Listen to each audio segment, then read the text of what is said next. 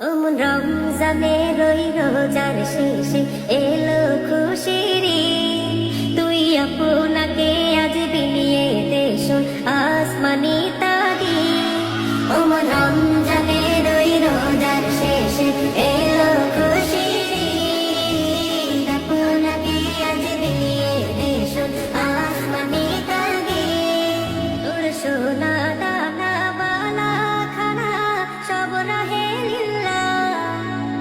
সোনা দানা বালা খানা সব রহে লিল্লাহ।